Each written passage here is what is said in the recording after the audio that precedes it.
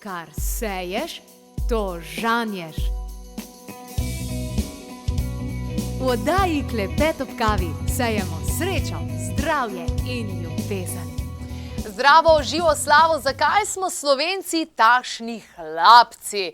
To se bomo danes spraševali, še preden pa se namenimo k odgovarjanju le-tega. Danes imam dva čudovita gosta. Dajmo pogledati, kaj je kaj počel naš Kristjan, ko se je odpravil na sprehod v mesto, in sicer z namenom, da nekoga obdari, ne zaradi tega, ker ima rojstni dan, ne zaradi tega, ker nekaj pričakuje od te osebe, ampak samo zato, ker ta oseba je. Torej, povsem brez razloga. Danes dobiš darilo. Prekrasno. Ja, samo zato, ker si. Danes dejansko hodimo po ulicah iz oddaje Klepet ob kavi in samo podarjamo ljudem darila, samo zato, ker so, in ne pričakujemo ničesar od njih, in tako smo se odločili, da samo to naredimo, zato ker pač imamo radi ljudi in ker si vsak zasluži darilo, in pač danes smo se odločili, da ga podarimo tudi tebi. Tudi jaz imam rad ljudi. Najlepša hvala. Imam pa eno vprašanje še zate. Tako par vprašanj imamo. Zakaj si danes hvaležen?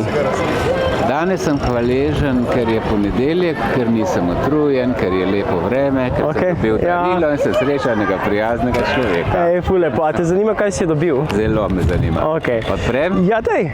Kako spremeniti tok usode? Kdo je Tadej Pretnar? Žal ga ne poznam. Aha, pa je mogoče evo zdaj možnost zate, da ga spoznaš. Odlično. To bo prebrano morda še danes. Velja, super. Hvala ti za to, ker si. Malenko, enako. Čau. Tako, Kristjan je podaril knjigo Tadeja Pretnarja, Kako spremeniti tok usode. No, marsikdo bi rekel, da je tok usode Slovencev ta, da gremo po neki taki hlapčevski poti. Danes se bomo torej pogovarjali o tem, zakaj smo Slovenci takšni hlapci. To velikokrat slišimo in moram reči, da šele takrat, kadar malo začneš potovati, pa spoznavate različne kulture, pa druge narode, pol ugotoviš, vse pri meni je bilo tako, da pa mogoče pa to, da smo Slovenci malo hlapci, res drži. Kakorkoli že, danes v moji družbi profesor dr. Božidar Jezernik, etnolog in antropolog, in profesor dr. Rok Tavčar iz področja psihiatrije. Lepo pozdravljena, dobrodošla oba dva. Zdaj, za sam začetek morda se mi zdi, da bi bilo fajn, da definiramo biti hlapec, a je zdaj to fajn ali zdaj to ni fajn, ker ponavadi je to z neko negativno konotacijo, da smo Slovenci hlapci kot nekaj slabega. Kaj bi rekli? No, to se je uveljavilo in to zelo pogosto slišimo ob različnih priložnostih, da smo Slovenci hlapci, kot tako kritiko, in tako slišimo govoriti seveda pogosto Slovence, ki govorijo o Slovencih nasploh, da so hlapci, kar je seveda nekoliko paradoksno, tako kot pri tistem gospodu iz Krete, ki je rekel, da vsi prebivalci Krete lažejo. No, seveda, če se vprašamo, kaj pomeni biti hlapec. Hlapec je bil oseba, ki ni imel nobenega premoženja, bil je odvisen samo od svojega dela, ponavadi na kakšni kmetiji, in si je samo z delom svojih rok in seveda drugih spretnosti, ki jih je imel, služil vsakdanji kruh. Sam moram reči, da v tem ne morem videti nič slabega. Dejstvo pa je, da je zlasti od 19. stoletja naprej pojem hlapca pridobival negativno konotacijo, zlasti v političnem diskurzu, za katerega pa je bil v največji meri verjetno odgovoren Ivan Cankar, ki je večkrat referiral na to hlapčevstvo Slovencev kot nekaj negativnega. Doktor Tavčar, na katero oziroma na kakšno obnašanje mislimo, imamo v mislih, kadar rečemo nekomu, Madonna, kaj si pa ti hlapec, ali pa ti si pa resen. Kaj dejansko je tukaj zadaj, kaj izrazimo s to besedo? No, takole bo rekla, biti hlapec, kot je kolega povedal, načelno ni tako slabo. Ne? Mi smo vsi sužnji usode, ali pa če hočete hlapci usode, ali pa hlapci sužnji navad, tako da na način tudi uporabljamo prav to besedo. Ne? Problem pa je, ko to začne človeka ovirati pri njegovem funkcioniranju. Ne? Takrat bi pa že lahko rekli, da je to vedenje mogoče pretirano, ne? Da se ne znamo izpostaviti tudi tam, kjer bi se lahko. Tam, kjer se ne moreš izpostaviti tako, seveda moraš biti hlapec naprej, ne? Ampak kjer pa lahko nekaj narediš, pa tega ne narediš, no tam bi to lahko bil problem. Ne? Ampak v Sloveniji vendarle imamo ogromno nekih naravnih danosti, nekih takih tudi rezultatov, ne vem, od naših športnikov in vsega ostalega, ki je vredno izpostaviti, ki je vredno dejansko se odpreti, mogoče še komu drugemu in reči, wow, lej, tole pa imamo, kaj smo ponosni, hvaležni. Sama velikokrat dosti potujem in velikokrat se mi je zgodilo, da sem kam dolgo časa potovala, se vozila in tak naprej, pa me nekam pripeljejo, pa se je lepo, da vidiš druge stvari, ampak si misliš, joj, kaj bi videli Slovenijo, recimo. Ne? Zakaj je prišlo do tega? Oziroma, ali obstaja neka kolektivna oznaka ali pa neko kolektivno obnašanje narodov, ki se mogoče na podlagi zgodovine oblikuje? No, vsak narod je gotovo oblikovala njegova zgodovina, tudi seveda Slovence. Ne? Mi nismo imeli nikoli, vsaj zadnjih 1000 ali pa več let svoje države, bili smo nekomu pač podrejeni, ne? Tako da gotovo to vpliva potem tudi na samozavest, na druge zadeve. Ne? Mogoče bi se še vrnil k tistemu, kar ste prej rekli, glede izpostavljanja naših prednosti, vrednot in tako naprej. To pa moram reči, Slovenci nismo prav nagnjeni k samohvali, za razliko recimo od Amerikancov in drugih. Ne? Pri nas, kar pogledajte tak primer, kupite si novo obleko, naprimer, vam potem prijateljica reče, kakšno lepo obleko imaš, in večina Slovenk bo potem odgovorila, ja, je bila na razprodaji, je bila znižana, je bila tako, ne. Ne, da bi se pohvalila, ja, super, res mi paše, odlično, tako, ne. Veste, to je nek res, zdaj eni pravijo, to avstro-ogrska mentaliteta, ne smem se izpostavljati, ne smem vprašati, ne. Na predavanjih redko kdo kaj vpraša, recimo od študentov, ne. Vsem je vse jasno, pol na izpitih vidimo seveda, da ni čisto tako, ne. Ampak takrat se nihče ne upa vprašati. Druge v tujini je pa drugače. Amerikanci seveda sprašujejo, domov ti še pišejo potem na mail, ne, ob 2 zjutraj, da ga nekaj zanima in mu moraš v bistvu odgovoriti. Pa nas ni taka navada. Kakšen je pa vaš pogled tukaj glede tega slovenskega obnašanja v tem smislu, da bi se lahko mogoče kdaj bolj izpostavili, se bolj mogoče odprli v tem smislu? Ne? Zdaj, biti priden in deloven, to je super, odlična vrlina, ampak mogoče to malo bolj ven. Ivan Cankar pravite, da je bil tisti, ki je pravzaprav mogoče nas prvi opozoril na to, ali kako? No, on je bil seveda, kar danes poznamo vsi, slovenski pisatelj, zelo dober pisatelj. Bil je pa tudi politik. In te stvari v vezi s hlapčustvom so bila njegova politična stališča. On je bil zelo aktiven agitator in tudi kandidat na volitvah za socialdemokratsko stranko. Ne. To je pač pomembno vedeti in upoštevati. Poleg socialdemokratske stranke, ki je bila nek tretji politični steber na Slovenskem, so bili še klerikalna stranka in liberalna stranka, ne? In socialdemokrati so delovali v nasprotju z eno in drugo. Zato tudi tako vehementna kritika tega. Glede pridnosti in marljivosti Slovencev, to je pa seveda en tak zelo zanimiv mit, ki je na Slovenskem zelo živo prisoten. Mit, ki pogosto deluje kot tista prerokba, ki se izpolnjuje sama, kar se je recimo meni zelo zanimivo pokazalo, ko sem raziskoval koncentracijska taborišča. V nemških koncentracijskih taboriščih so recimo v Dachovu imeli plantažo, kjer so gojili razne industrijske rastline za potrebe prehrane internirancev, pa tudi za sicer. In ko so šli na delo na polja, ne, so vsi drugi pripadniki drugih etničnih skupin skušali delati čim počasneje. Medtem ko Slovenci so pa pogosto delali, kot da obdelujejo svoj vrt zelo intenzivno, zelo marljivo, kar je potem povzročilo problem ostalim internirancem, ki so na ta način seveda bili dokazano zabušanti. Povzročilo je to probleme tudi stražarjem njihovim, ki so imeli nalogo, da skrbijo, da delajo vsi enako intenzivno, povzročilo je težavo njihovim kapom, ki so imeli isto nalogo in tako naprej. In ko so na Slovence pritiskali, naj tega ne počnejo, ker delajo na ta način v svojo škodo, so pa rekli, kaj moremo, ko mi delamo. Ne? Seveda pa, ko se nekaj dela, da je učinkovito, da ima dober rezultat, je treba tudi misliti na rezultate in posledice svojega dela. To pa tukaj pogosto ni vključeno in ko smo marljivi, ne razmišljamo o tem, kakšni bodo produkti te naše marljivosti, kakšne bojo nasledki. V tem smislu je pa ta mit kot izpolnjena samo prerokba pogosto nekaj slabega. Verjetno ni najboljše tudi to, recimo, delamo, pa veliko svojih podjetij, slovenskih podjetij, potem hitro prodamo oziroma se hitro pustimo mogoče. Je to tudi en aspekt tega, mogoče nek notranji program, jaz si tega ne zaslužim? To težko reči, da je prav notranji program. Najbrž gre tudi za čisto ekonomsko logiko, ker vsako podjetje nekaj časa raste, potem je ponovadi neka stagnacija, spet raste, spet pada. Tako da ponovadi v prvih letih zelo hitro naraste, takrat so zaslužki največji.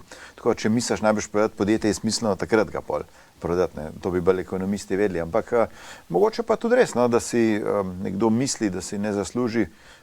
Ampak to mislim, da je v manjši meri, da so bolj ekonomski vidiki tukaj.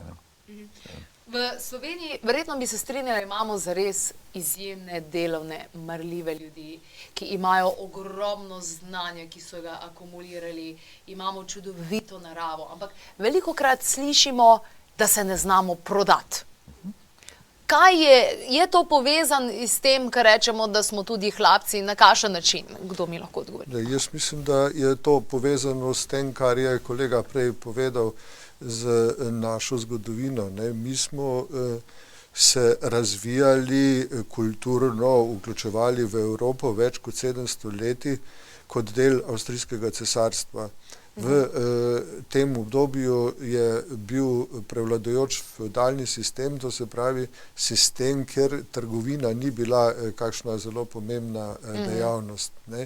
In velika večina prebivalcev slovenskih dežel je bila kmečkega od 80 do 90%, ker zopet trgovci sami po sebi niti niso bili na ceni.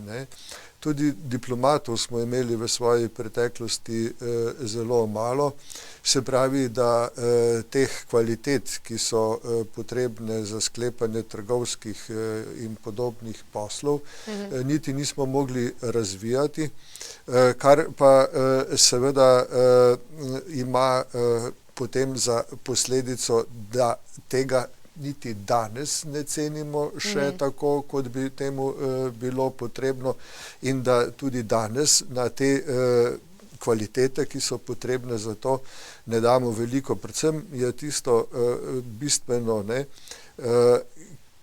kmečko prebivalstvo je lahko brezkompromisno.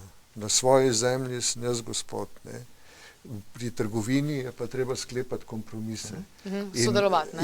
Sodelovati in sklepati kompromise.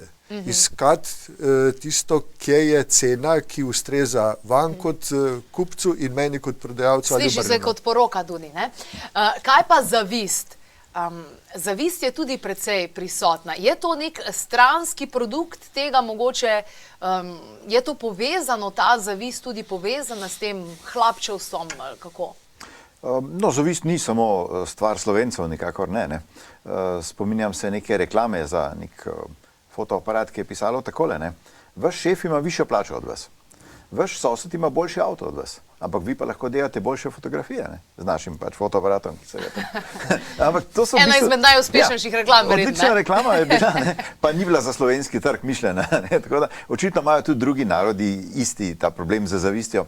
Pri nas pa je res vtis, no, da je to mogoče malo bolj poudarjeno kot drugje, ne? Ampak to je najbrž spet s tem, ker sami nismo nečesa imeli pač toliko stoletij, drugi naši gospodarji, ali kako bi rekel, so pa to imeli in seveda smo jim pač to zavidali, ne? Mogoče se je to še malo ohranilo v naši zavesti kolektivni. Ne? Zanimivo, imamo tudi eno fotografijo, če lahko pokažemo o stereotipih, ki torej veljajo za Slovence in tukaj lahko vidimo torej pridni, pošteni, delovni, zadržani, introvertirani, ponižni, hlapčevski, vidimo pa tudi zavist in vidimo tudi to ljubezen do alkohola. Moram sama reči, da nisem imela tukaj občutka, da Slovenci radi posežemo po alkoholu, dokler nisem začela aktivno potovati, spoznavati druge države, tudi izven Evrope precej. Zdi se, da Slovenci vendarle imamo veliko tega alkoholizma kot takega. Kako bi vi rekli, je to povezano, so ti stereotipi, imajo kakšno povezavo med sabo?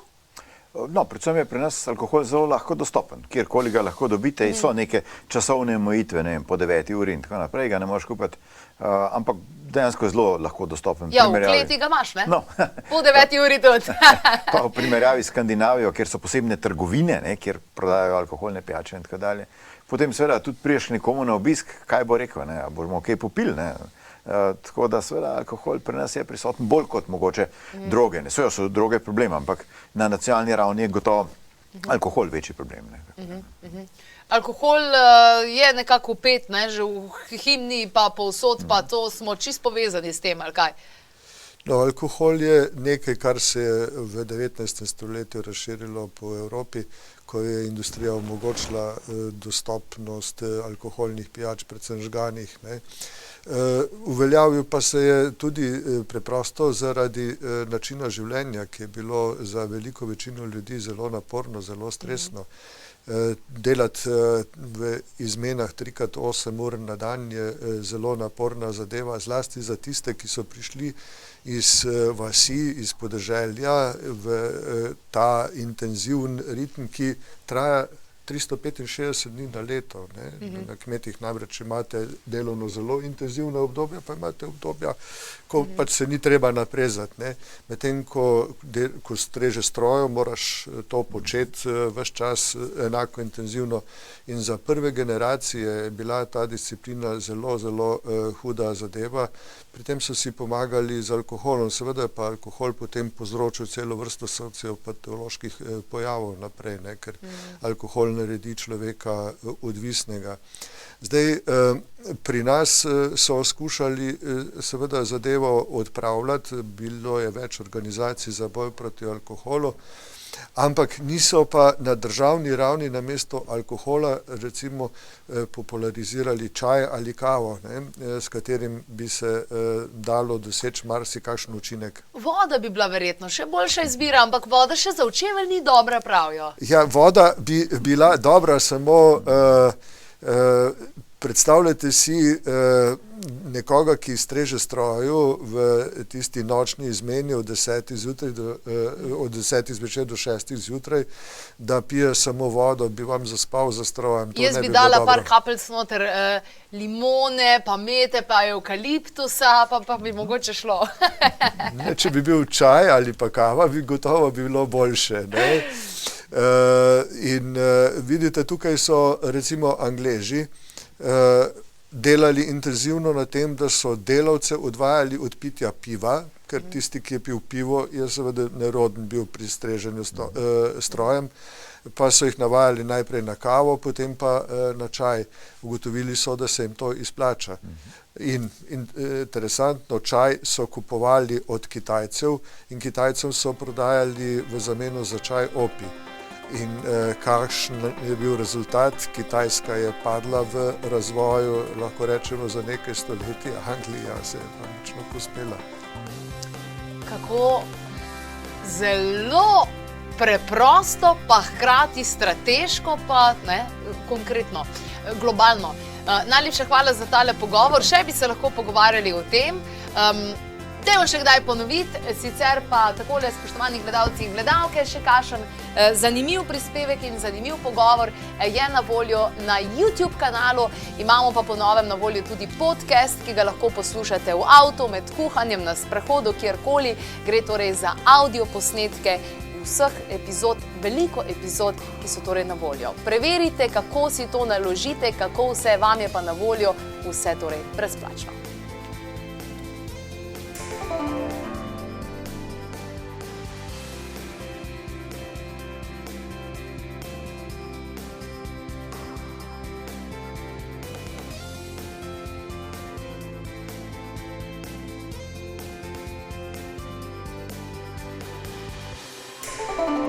Humanoidne rase so tudi na drugih planetih, v drugih dimenzijah, ki morda niso v tej obliki snovni, kot smo mi, ne tako gosti obliki. Namreč telo je frekvenca, ki je zelo zgoščena.